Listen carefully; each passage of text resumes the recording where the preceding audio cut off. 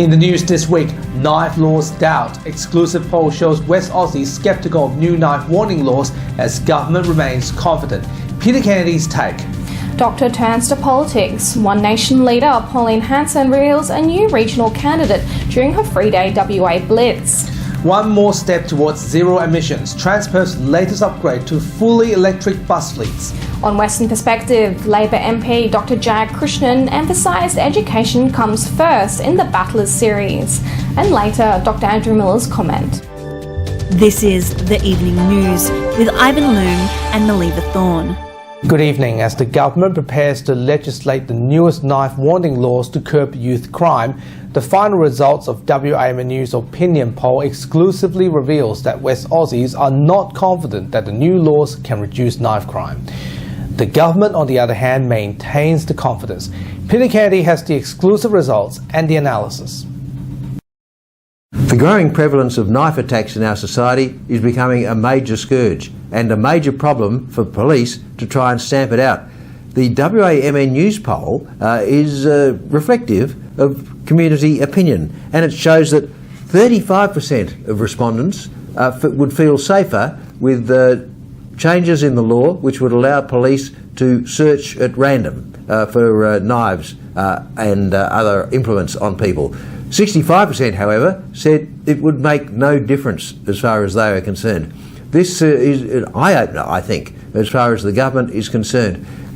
Where does the problem lie? The problem lies in society, and the problem lies in the growing prevalence of young people, particularly, who claim they feel safer or whatever if they carry knives. It's a dangerous trend in our society, and therefore the capacity of police to be able to stop and search at random is very important. And if this leads to discouraging young people, particularly carrying knives, then it would be a great plus. I mean, the worst thing, if there's confrontation between young people, is to pull a knife.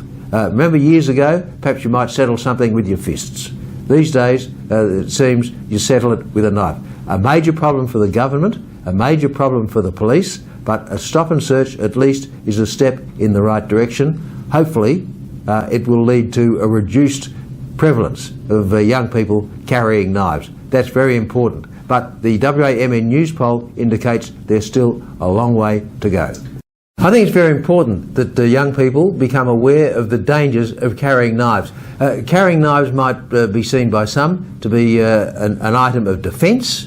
However, the carrying knives at any time, no matter what the motive, is potentially very dangerous with potentially very serious consequences. So the education for youngsters would not go astray. It would need to be carefully monitored, would need to be carefully planned, but to point out the dangers of the carrying of knives. It's just not on. I mean, we don't want it to become like firearms in the United States, where they are used at random. It needs to be dealt with. It's becoming a growing problem. It needs to be confronted and needs to be dealt with now. And education, one tool in the armoury to resolve the issue. I think education, properly done for youngsters, could have positive consequences.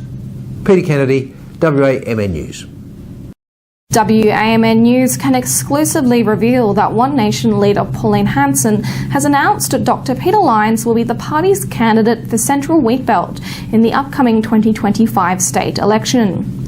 Dr Lyons served as a GP in the regional town of Narrabeen for over 20 years, and his move to politics was announced during the party's event in Perth this weekend. In his first interview, Mr Lyons discussed the issues he is planning to raise in the campaign. I think that there is a lot of untapped support for One Nation with its common sense policies and the fact that it's widely understood that they are the only party who are prepared to stand up and call out some of the bad decisions that have happened. And I think that if there is a candidate who seems to want to do this properly, I think we will get a lot of support. So there's obviously a lot of different issues. I'm concerned at the obvious deterioration in our public health service. I am very alarmed at the proposed ban on live sheep exports to the Middle East, which affects half the farmers in my district. I still think that the scandal of the closure of Tier 3 rail lines to transport grain is an issue that still needs to be fought for. And I've just noticed that there's been a gradual decline in the standard of living and the provision of services in our rural communities. Ms Hanson spent 3 days touring Western Australia, including Perth, Bunbury and Northam. She also attended the Keep the Sheep rally with WA farmers. On the area of nuclear energy, Senator Hanson spoke briefly to WAMN News about the party's upcoming chances in next year's election. We're hoping to actually get people's vote. It's not so much a target, but if we can get representation in there, all the better if we can get the balance of power. I think that's what's important, because it'll be better for the people of this state. But the people have to realise you don't have to vote for the two major political parties. I've never finished achieving, right? I've still got a long way to go, and I just want the people to know the truth, and I've got a lot to do for the people of this nation. Hi there. Are you looking for a new home or want to refinance your car mortgage to get a better rate? At AA Finance Solutions, we have the expertise and knowledge to help you to find the right loan for your needs and budgets. Contact us today. Let us help you to make your home ownership dream a reality. AA Finance Solutions, your local mortgage broker.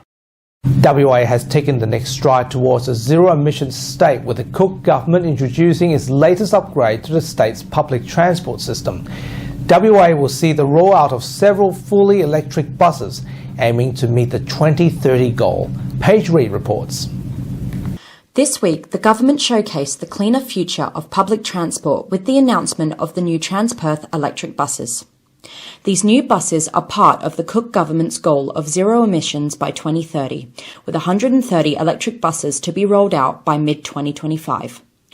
Roger Cook says this $250 million state and federal funded project is another step to expand the state's public transport system. And of course, today we're here to celebrate the introduction of an electric bus vehicle fleet as a normal part of our overall bus fleet.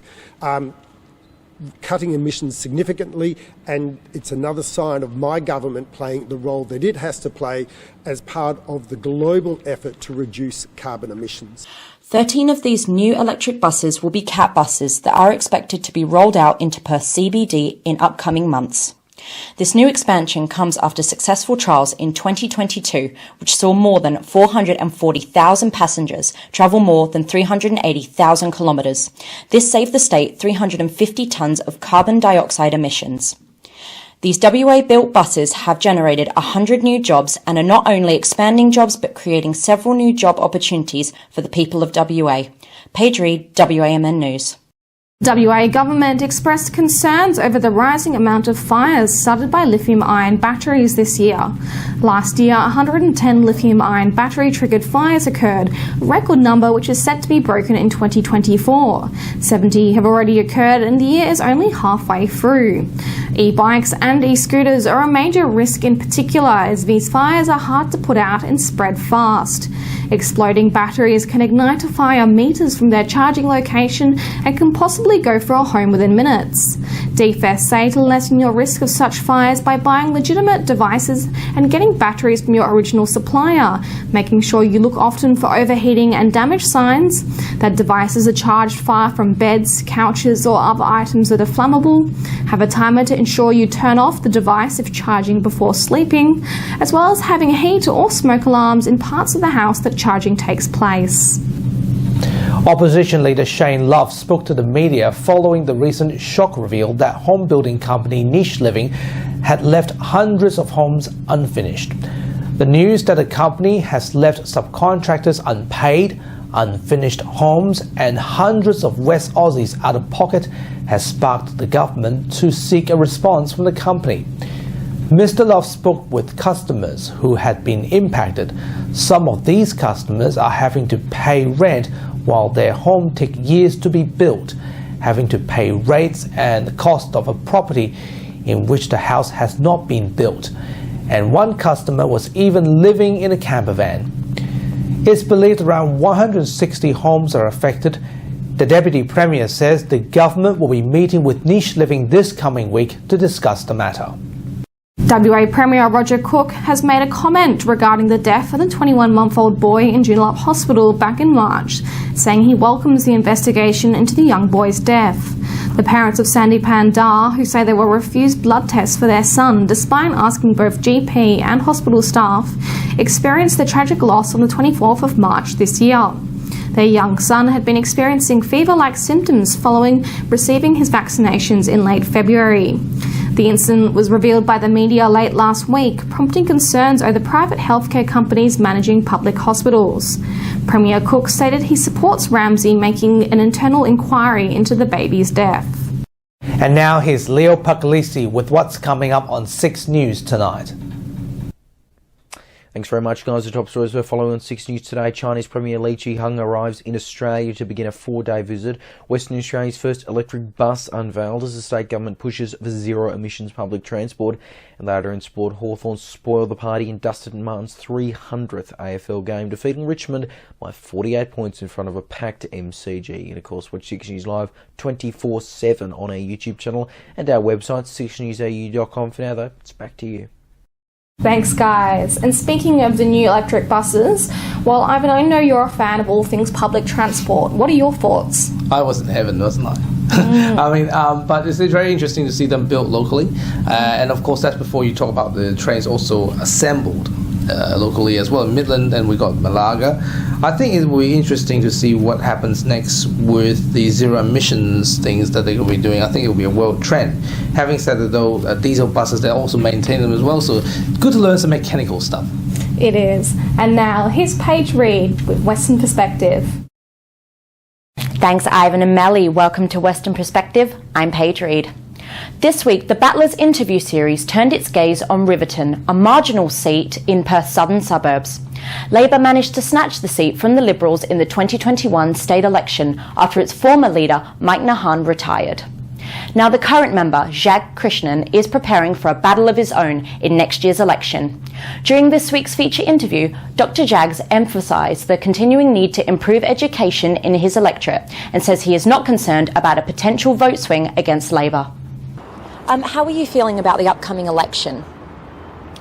I should say I'm looking forward to it because it was an uphill task last time, simply because I was very new to the electorate and I had to introduce myself. I am quite well known now, so it's not going to be as difficult as last time.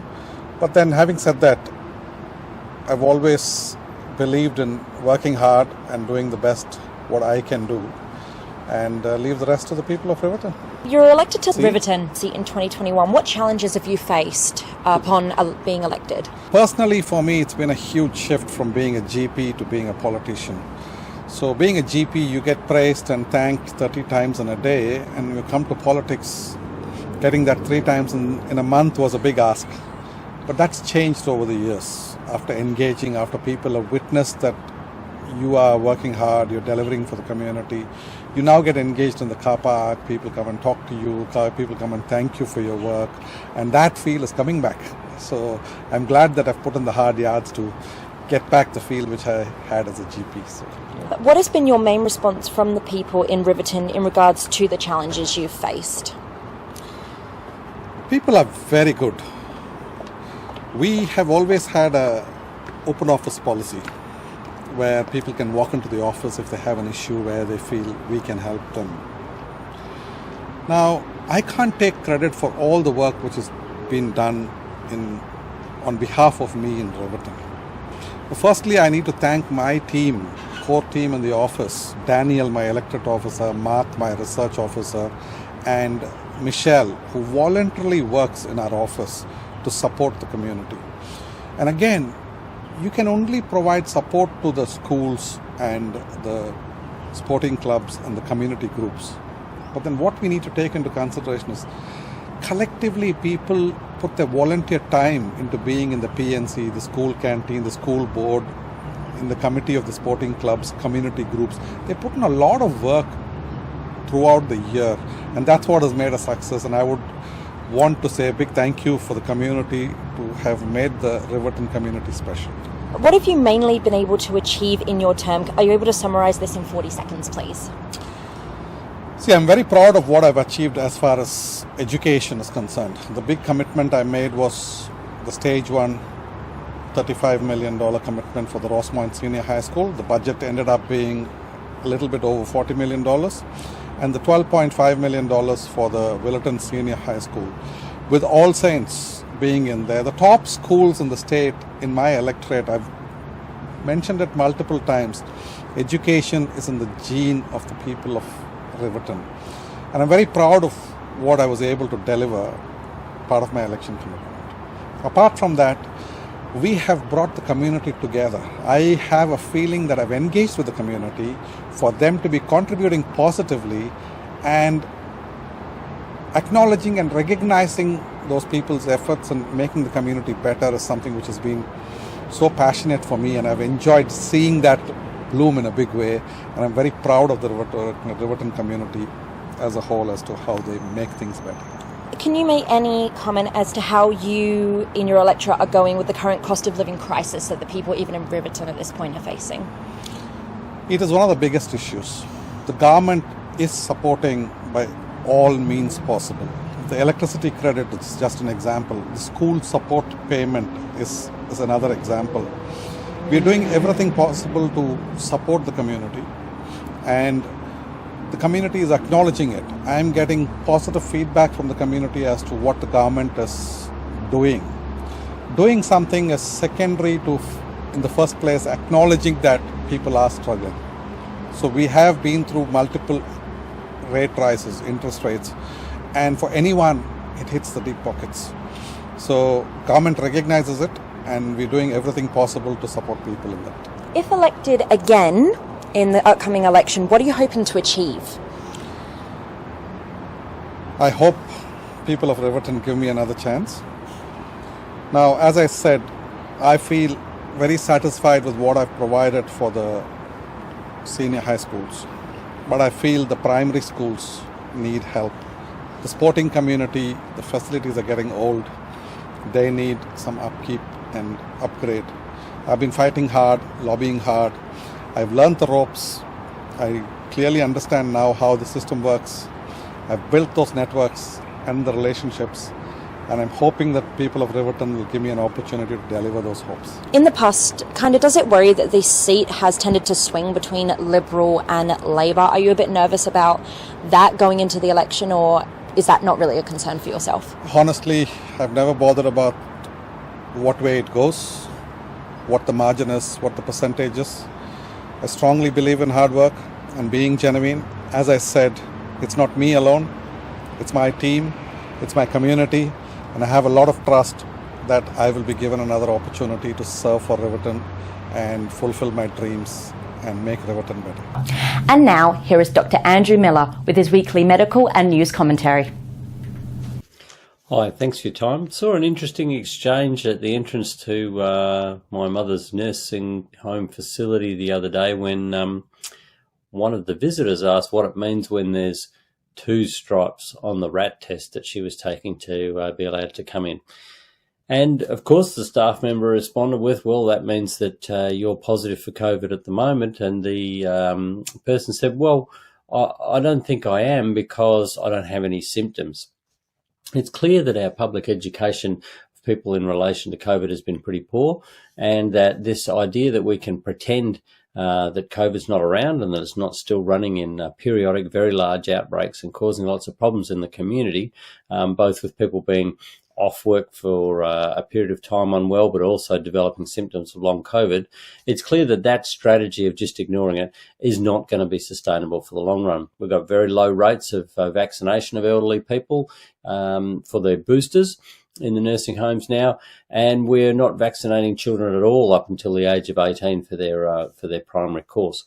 This is different to other countries. So the United States is vaccinating all children as part of their routine immunisations above the age of 6 months. And we know that that very vulnerable young age group is one that in particular gets knocked around very badly by COVID. Amongst the other winter viruses that we see come through, so RSV and influenza, and yet we're developing a vaccine for RSV. We already encourage children to have one for influenza, but we're denying them the COVID one. They can't even get it if the parents are prepared to pay for it. So we need to keep putting pressure on our governments for leadership in public health, for education around what COVID's doing to our community, particularly to our businesses who are seeing repeated bouts of absenteeism and illness due to COVID just being, if you like, ignored and allowed to run through the community. Thanks very much for your time. And that's Dr. Miller, and that's Western Perspective for this week. We'll be back again next time, but for now, back to you, Ivan and Melly. Thanks, Paige. And that's our weekly news and current affairs. We have the latest news on our website, wamnnews.com.au. Remember to subscribe to the WAMN Extra News Club so we can continue our work in the community. Full details on wamnnews.com.au/news/extra. From Melly, Paige, Peter and myself, wish you good health, good night. See you next Sunday. Thanks for watching.